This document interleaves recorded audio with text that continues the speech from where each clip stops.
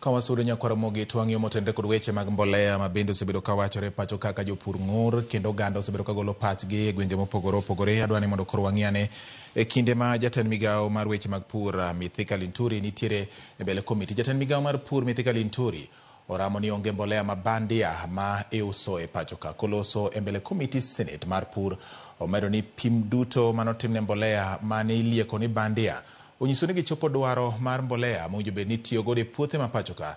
Linturi omedo ni gikwayo jogo duto mawacho ni ne ousnegi mbolea ma bandia mondo mi oter bege kata ogundego mondo oduoknegi omendagi. Wadani wawinjane achiel kachiel kaka wechegi dhi nyime e od bura mar Senate kinde ma komiti oketo Linturi mondo oduok penjo e wi wach mar ng'ur mosebedo ni nitie mbolea ma bandia ma iuso ne jopur e pachoka. Wawinjane. Fikiwa na ukiona manyoya utajua imeliwa. Sasa hiyo ndio swali ambayo tumekuwa tukiuliza kwa muda, kwa sababu KEBS lama itaenda huko. Ukisikia ndijo wenye anasema kazi si yake. Sasa Seneta Mujegi ndio maana tumesema kwamba tunabidi tumwite mkurugenzi mkuu, lazima atafika kwa kamati, atajibu maswali na nyinyi pia hamtakuwepo. Halafu sasa kamati itafanya taarifa, itafanya nakala ambayo italetwa katika kikao kizima sa Senate kuongelewa. Kwa hivyo Seneta Mundege, waziri hataweza kujibu hiyo swali. Wakati atakuja huyo Rebecca Miano ama MD wa KEBS ndio ataweza kujibu hiyo, kwa sababu anajaribu kuwatetea. Sidhani kama ni jukumu lake. Tuko na acting MD wa KNTC. Swali lako lilikuwa moja, ndio maana ulipewa Biblia. Just one question. Was KNTC involved in the procurement of fertilizer? Yes or no? For this financial year? Chair, I can confirm that KNTC was not involved in the current subsidized fertilizer.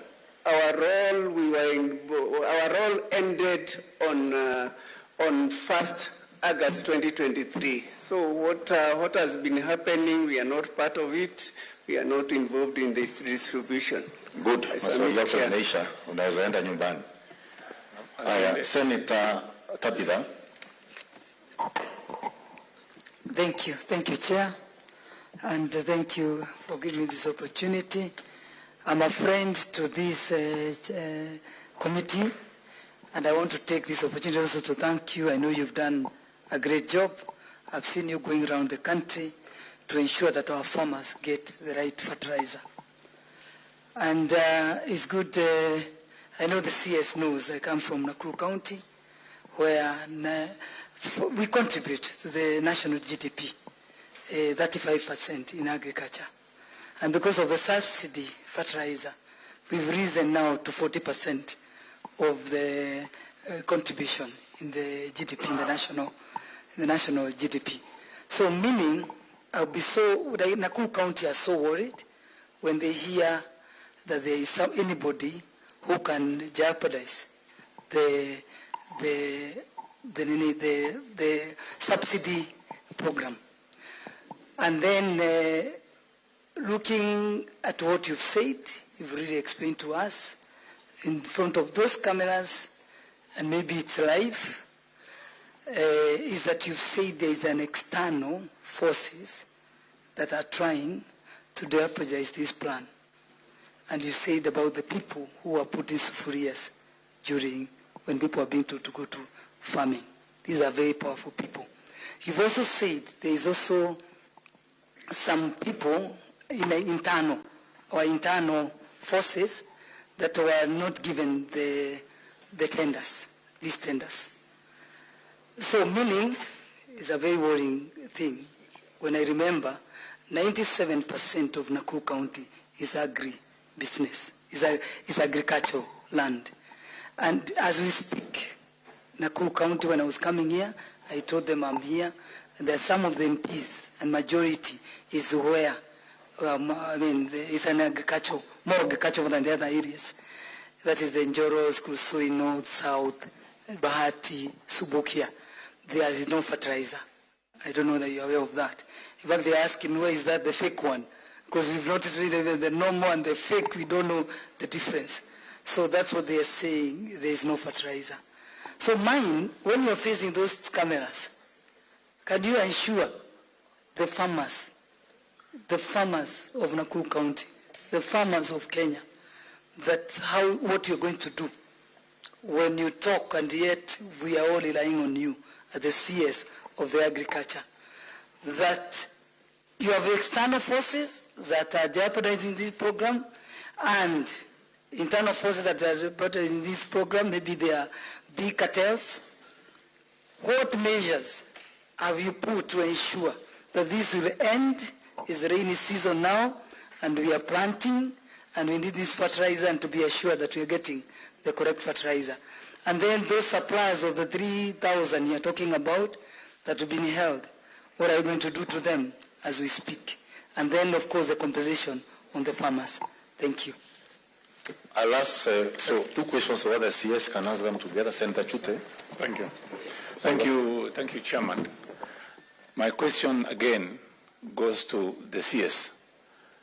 When I CS, I'm also a farmer in Naivasha, and this subsidy, fertilizer subsidy, has helped me a lot also, and I want to say congratulations.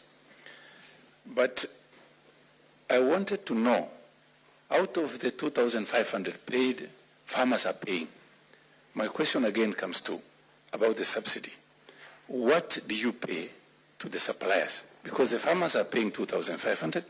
What is the subsidy, additional money that is being paid by the government? And then we call these things the issue of subsidy. Yes, the MD said they are paying the money straight to the farmer, to the supplier, which is 2,500. My question is, what is the government adding on top of the 2,500? Number 2, what is a National Cereals and Produce Board as also selling through their depot? What are they making out of the 2,500 or anything on top? Lastly, why do you use, when I see as suppliers who are brokers or suppliers to import or supply these goods? Why not use National Cereals Board directly to import and distribute? Finally, when I see as the MD said he doesn't care what fertilizer or what quantity or quality, or not quantity, quality of the fertilizer that comes with his go down, and subsequently whatever is going to be supplied, that is not his business. So that means he won't care if the whole go down or depot is substandard. He won't care. He will supply it direct to the farmers. If that is what he was saying, as CS Agriculture, what is your take on this? Is he supposed to be in that position really? Thank you very much. Bana CS. Chair, one. Kosudene jokanyo mag